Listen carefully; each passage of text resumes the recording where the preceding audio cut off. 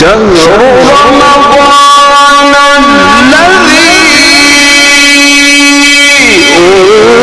أنزل فيه القرآن هدى للناس وبينات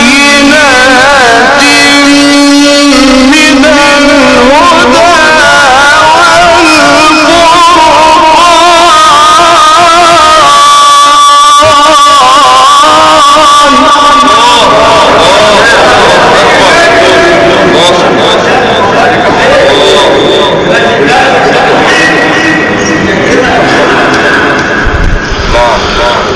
فمن شهد منكم الشهر فليصم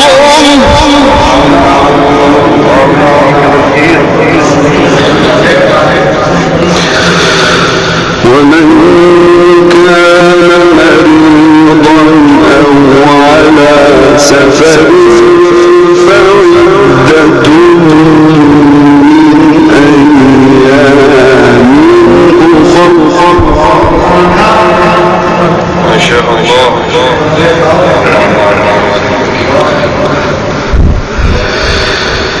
يريد